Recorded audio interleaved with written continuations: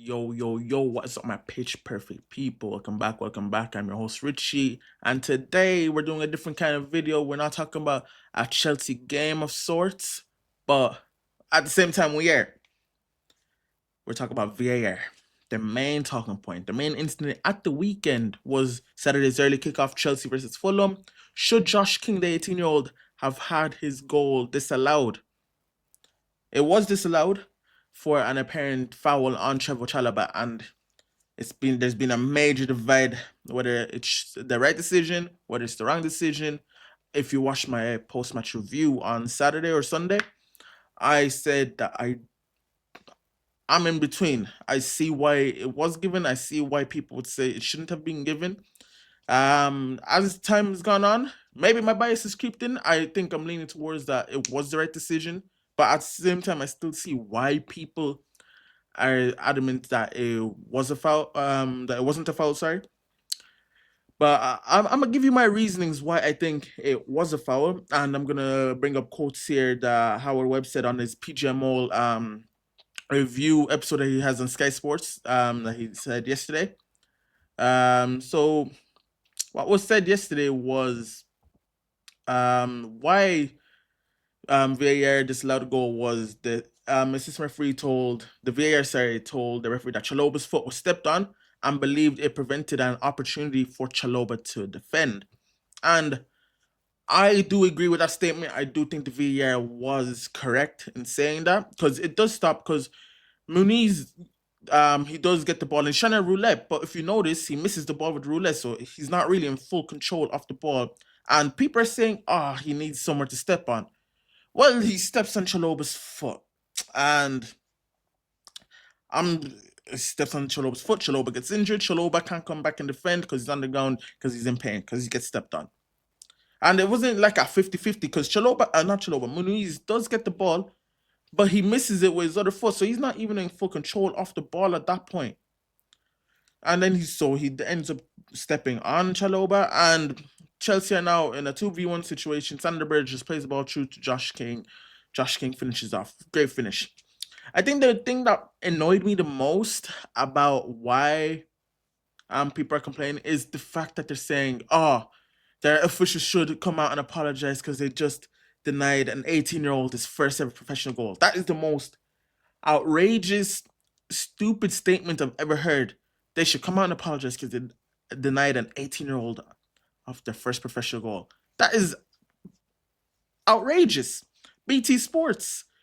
People online were saying stuff like that. And I'm just there like, what do you mean? Because an 18-year-old?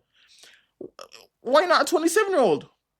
25-year-old? What's the point for the 18-year-old? He's still a professional footballer. He's going to get many, many other opportunities to score a Premier League goal. Whether it's against Chelsea or not, it doesn't matter. Like, that is, you can disagree with the decision that, it wasn't a foul. But for your main talking point, your main reasoning for it to be because an 18-year-old was denied an opportunity to have his first goal against Chelsea is absolute blasphemy. And it's just the bias that comes in from whether it's other top six fans. Like I've said it once and I've said it again, Chelsea are probably one of the most, if not the most hated club in the country. And I will stand by that. Because obviously Roman Abramovich came in, took the league by storm, and started splashing cash, and people have hated us ever since. So to use an 18-year-old as your main reason for why officials should apologize, why this was the wrong decision, absolutely scandalous. And now the main reason I want to make this video is because people are saying, Chelsea get away with a lot of this and that, this and that. What do you mean we get away with VAR? I have pictures right here that I'm going to bring up on screen right now of decisions that have gone against us with VAR because of the incompetence and the stupidity of the refs. So I'm going to share my screen right now and I'm going to show you what I'm talking about. So firstly, I know it's not a great image, but firstly, we have an image here of the incident, of course, with Muniz and Chalobah. Obviously, that's the one decision that did go our way, thankfully. And as I said, I do, as time has gone on, I do think the referees did make the right decision. Howard Webb said on his show yesterday that it wasn't controversial, it was a foul. even though the VAR stated his reasoning. If you want, the clip is up on Twitter. If you just go to Sky Sports or CFC Daily, who on their Twitter right now, they have the whole clip up there. He said it was a misjudgment by the officials and admits the officials got it wrong. I still don't see how they got it wrong personally. I think it was the right decision. He does stop Chaloba from getting the ball. He doesn't even have full control of the ball himself as he tries a roulette and he completely messes up the roulette and ends up bumping into Trevor Chalobah. So now I'm gonna show you some other instances where Chelsea do get screwed over by VAR. If I zoom in here, we got the Chelsea Liverpool game last season, where Liverpool ended up beating us 2-1. That first half, we were outrageously good. Arne Slot has mentioned many times in press conferences throughout the following few months that this was probably the game. This and Nottingham Forest were the two games that they were completely outplayed, and we were. We did outplay them for 75 minutes off that game. We did completely outplay them. And here, Trent Alexander-Arnold against Jadon Sancho. Jadon Sancho gets past him by the byline, tries to come back in, and Trent Alexander-Arnold completely steps on Jadon Sancho's ankles. Sancho falls to the ground, and we get no penalty. Where was our apology for this? Top 6 game. This was, I think, first versus second at the time, and nothing is given. No one says anything. If we complain, we're the bad guys. Oh, you're crybabies. We're crying for what? Trent blatantly steps on Sancho's foot. Sancho isn't able to get the ball, but nothing is given. No one said anything about the VAR or anything like that. We just had to move on. Tally ho, tally ho. Next for you, I have this one. This is iconic. The Cucurella and Romero hair pull. As you see here, Romero is grabbing Cucurella's hair, and this isn't the first time. This isn't the only time that Cucurella has had his hair pulled.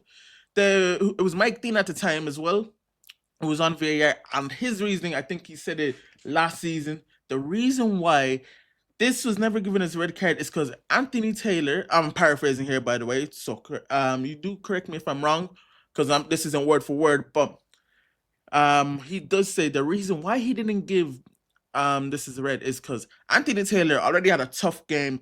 Things were getting out of hand. He didn't want to put more pressure on Anthony Taylor, so that's why he didn't send him to the screen for the VAR call. And you know what happens to the following corner? Spurs score.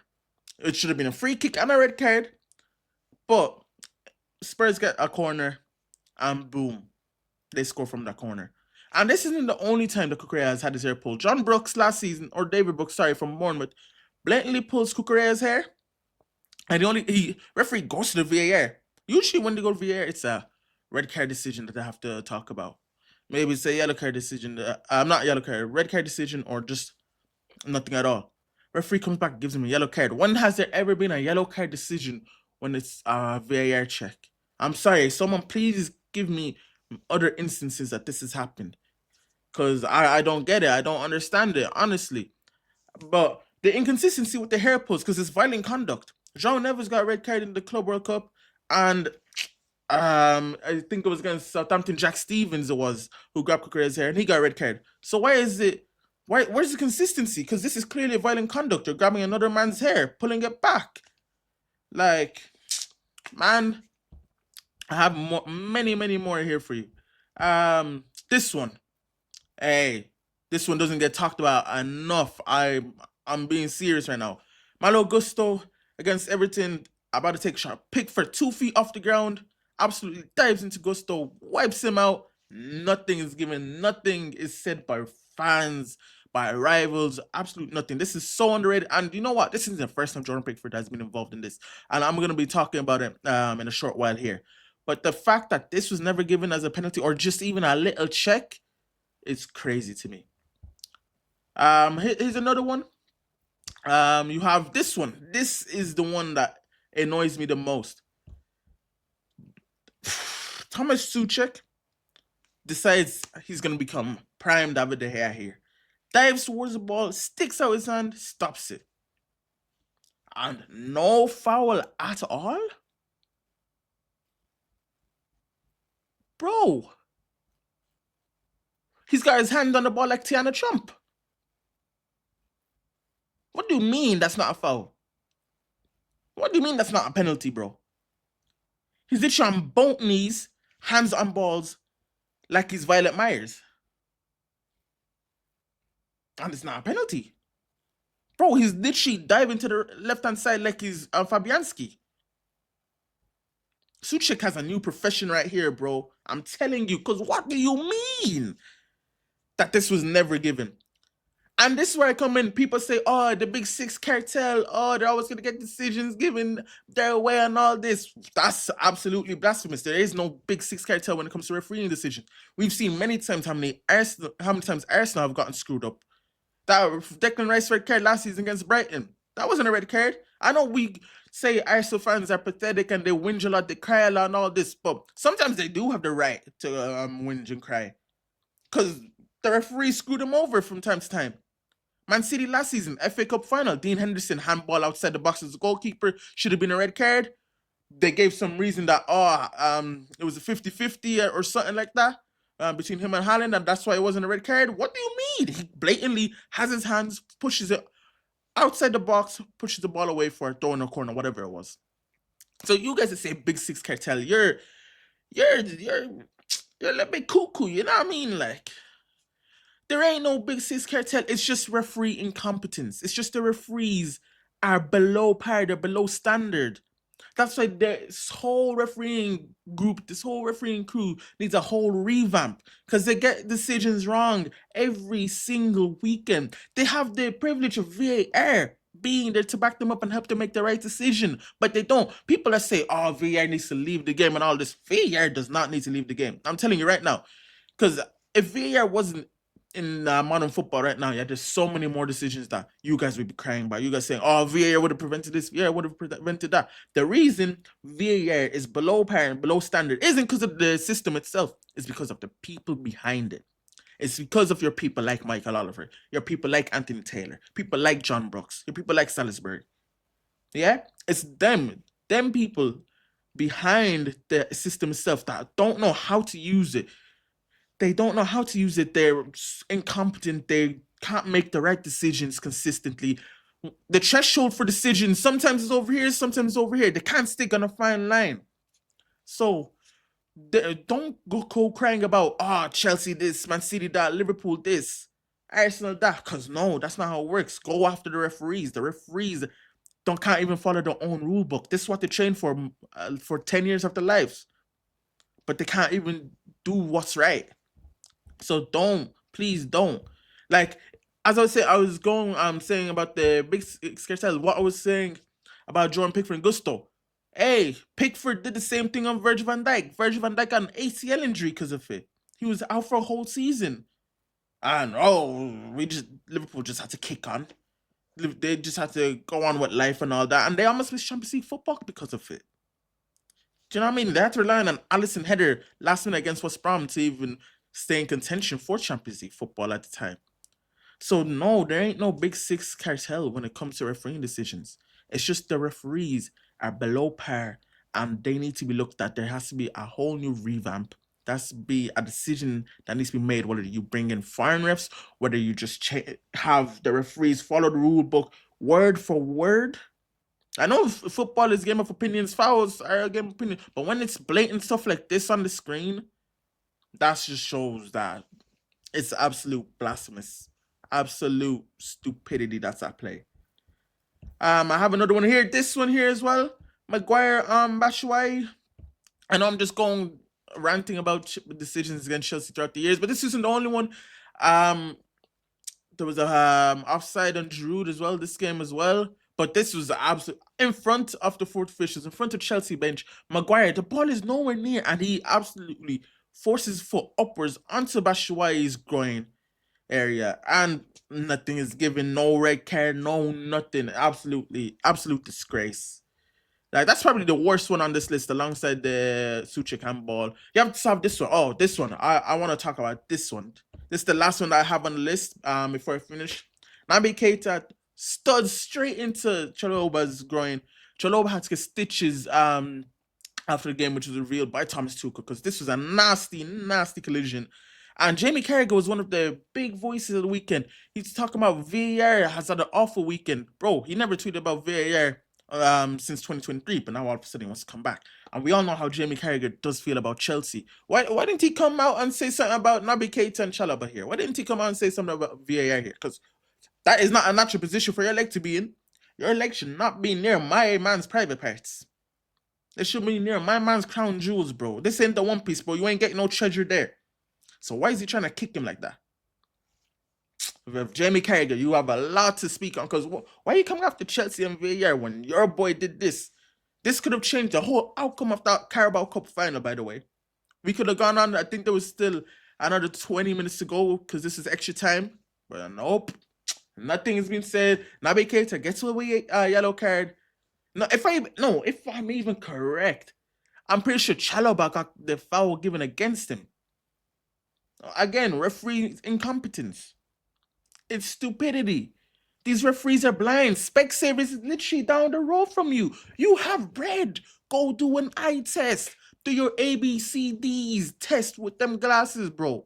I'm telling you, it's an absolute joke what referees are able to get away with. But no, these guys want to say, Chelsea fans are crying this, this is an outrage, this is outrage, this is, bro.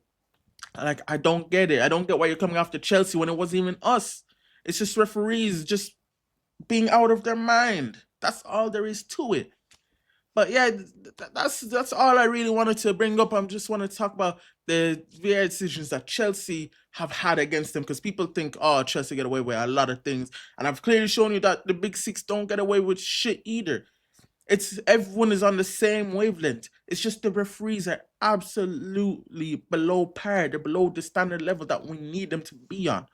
But yeah, my people, that's all I wanted to talk about. If you did enjoy this video, make sure you like, comment, subscribe. Make sure you share the channel with your mates, with your friends. Make sure you follow the socials. Joyce and Lawrence will have other videos coming up as well. But yeah, that is all from me, people. I hope you did enjoy.